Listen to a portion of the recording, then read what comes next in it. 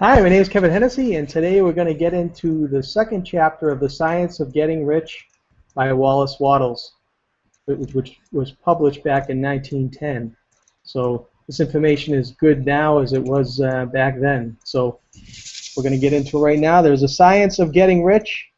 There is a science of getting rich, and it is an exact science like algebra or arithmetic. There are certain laws which govern the process of acquiring riches. Once these laws are learned and obeyed by any man or woman, he will get rich with mathematical certainty. The ownership of money and property comes as a result of doing things in a certain way. Those who do things in this certain way, whether on purpose or accidentally, get rich, while those who do not do things in a certain way, no matter how hard they work or how able they are, remain poor. It is a natural law that like causes always produce like effects, and therefore any man or woman who learns to do things in a certain way will infallibly get rich. That above statement is true is shown by the following facts.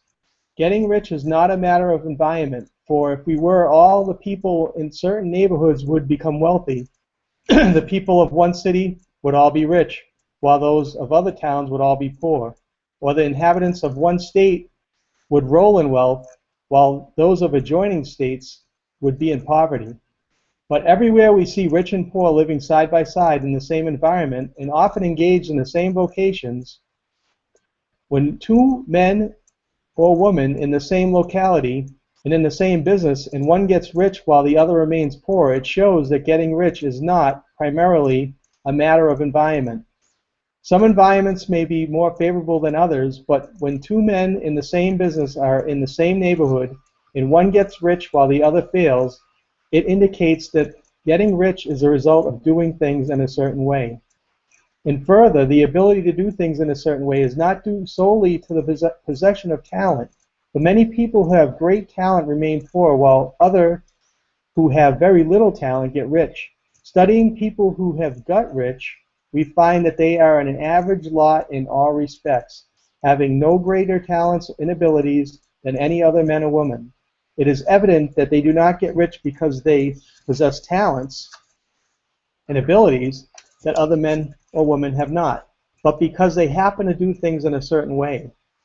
Getting rich is not the result of saving or thrift.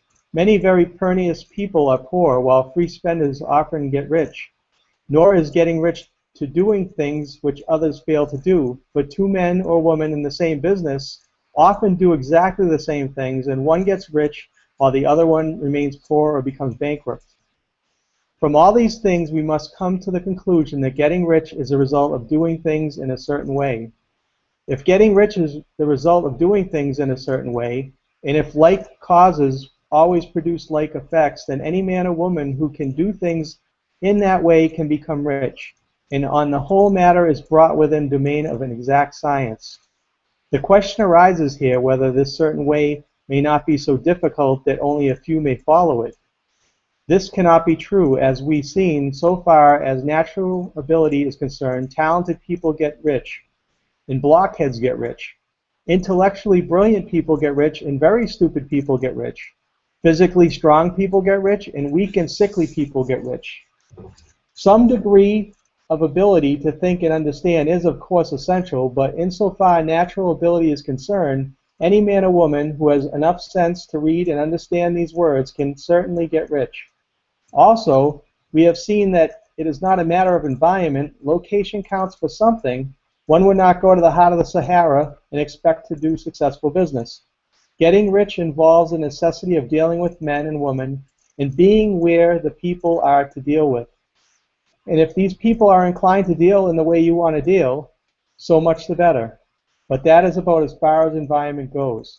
If anybody else in your town can get rich, so can you. And if anybody else in your state can get rich, so can you.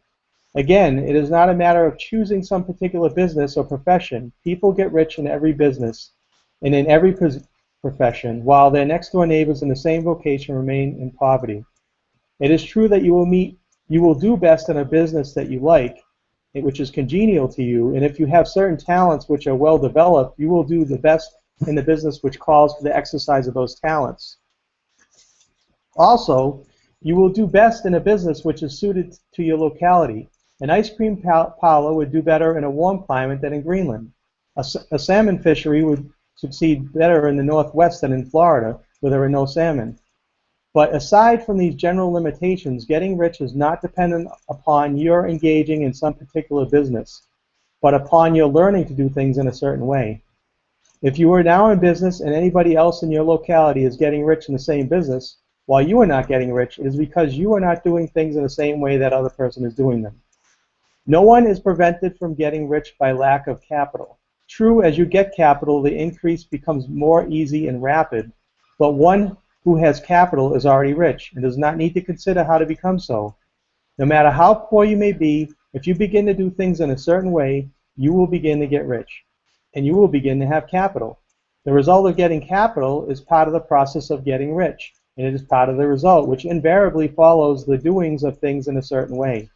You may be the poorest man or woman on the continent, but be deeply in debt. You may have neither friends, influence, nor resources, but if you begin to do things in this way, you must infallibly begin to get rich, for the like causes must produce like effects.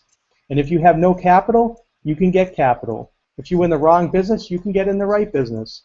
If you're in the wrong location, you can get to the right location, and you can do so by beginning in your present business and in your present location to do things in a certain way which causes success.